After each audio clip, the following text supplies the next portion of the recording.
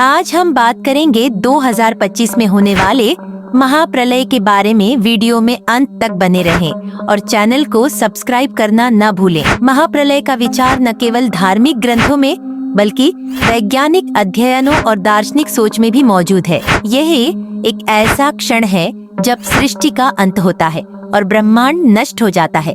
यह विचार न केवल डरावना है बल्कि गहराई में जाकर समझने पर मानव अस्तित्व और ब्रह्मांड के रहस्यों को जानने की दिशा में एक मार्ग भी प्रदान करता है। 2012 में भी एक समय ऐसा विषय बना जिसने पूरे विश्व में हड़कंप मचा दिया। लोग अपनी जिंदगी और भविष्य को लेकर चिंतित हो गए।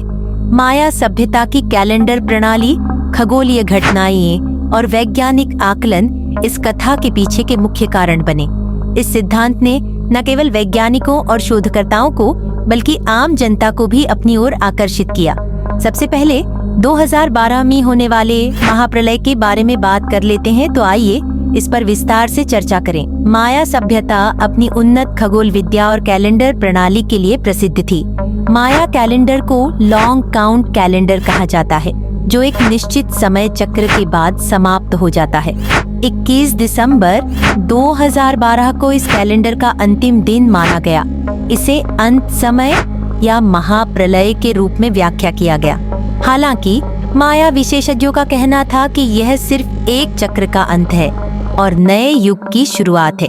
2012 की महाप्रलय की अवधारणा को बल तब मिला जब खगोलीय घटनाओं जैसे सूर्य, पृथ्वी और आकाशगंगा के केंद्र की संरेखण की चर्चा शुरू हुई।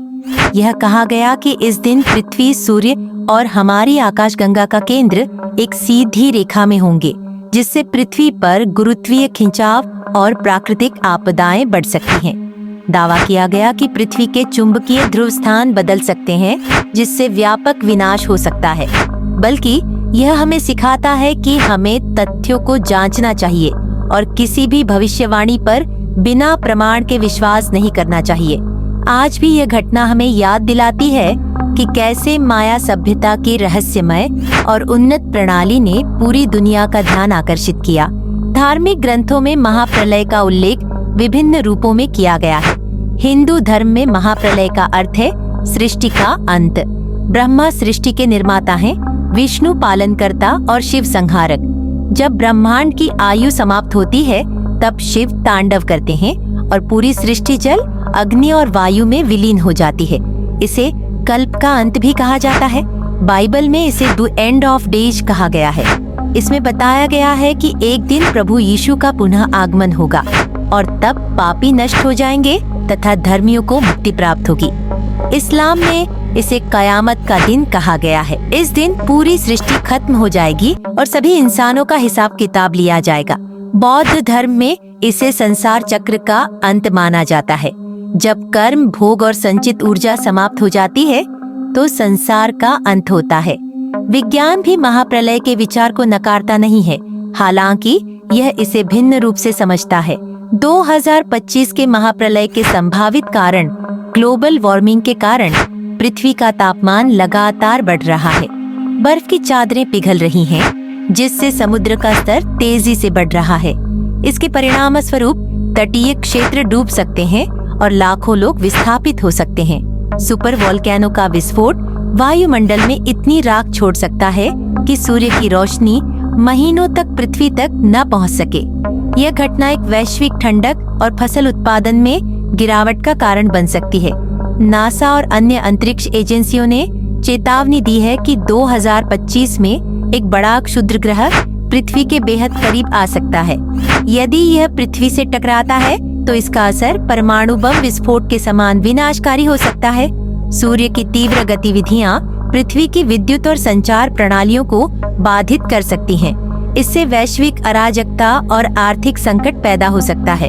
कोविड-19 महामारी ने दिखाया कि वायरस मानवता को कितनी आसानी से प्रभावित कर सकते हैं। जैविक हथियार और नई महामारियां 2025 में मानव जीवन के लिए बड़ा खतरा बन सकती हैं। क्या यह केवल एक मिथक है? 2012 में माया कैलेंडर के अंत को भी महाप्रलय का संकेत माना गया था, लेकिन ऐसा कुछ नहीं हुआ। वैज्ञानिक आधार पर 2025 में महाप्रलय की संभावना कम है, लेकिन यह चिंतन का विषय है कि हम अपने पर्यावरण और जीवन शैली को कैसे प्रभावित कर रहे हैं। मानवता ने पहले भी कई आपदाओं का सामना किया है, जैसे प्लेग, विश्व युद्ध और जलवायु संकट। विज्ञान और तकनीक के सहारे हमने हर चुनौती का समाधान खोजा है। यह सिद्धांत कहता है कि ब्रह्मांड का विस्तार एक समय पर रुक जाएगा और फिर सिकुड़ने लगेगा। अंततः सब कुछ एक बिंदु में समा जाएगा। यह माना जाता है कि ब्रह्मांड धीरे धीरे ऊर्जा की कमी के कारण ठंडा होता जाएगा। जब सभी ऊर्जा खत्म हो जाएगी, तब जीवन संभव नहीं रहेगा। यह भी संभावना है कि किसी बड़े एस्टेरॉयड या धूमकेतु के टकराने से पृथ्वी नष्ट हो जाए। सूर्य की ऊर्जा एक दिन समाप्त हो जाएगी। इसके बाद पृथ्वी पर जीवन असंभव हो जाएगा, जैसे सुनामी, भूकंप और ज्वालामुखी। ये घटनाएं छोटी महाप्रलयों के समान हैं। हालांकि ये पूरे ब्रह्मांड को नहीं बल्कि पृथ्वी को प्रभावित करती हैं। आज हम जो तकनीकी प्रगति और प्राकृतिक संसाधनों का अंधाधुंध उपयोग कर रहे हैं, वह भी महाप्रलय का कारण बन सकता है। महाप्रलय का विचार मनुष्य को कई प्रकार से प्रभावित करता है। इसका ख्याल इंसानों के दिल में एक अनिश्चितता और भय पैदा करता है। कई लोग इस विचार के कारण ईश्वर की ओर झुकते हैं और अपने कर्मों को सुधारने का प्रयास करते हैं। ब्रह्मांड और पृथ्वी को बचाने के लिए महाप्रलय के सिद्धांतों पर वैज्ञानिक खोजें बढ़ गई हैं। धार्मिक ग्रंथों और वैज्ञानिक मान्यताओं में महाप्रलय के कुछ संकेत बताए गए हैं, जैसे प्राकृतिक आपदाओं की वृद्धि, मानव मूल्यों का पतन, प्रौद्योगिकी का दुरुपयोग, सूर्य और चंद्रमा में असामान्य परिवर्तन। महाप्रलय का डर भले ही सच हो या न हो, लेकिन यह हमें आत्मनिरीक्षण करने का मौका देता है। इसी प्रकार के वीडियो के लिए बने रहें हमारे साथ। धन्यवाद।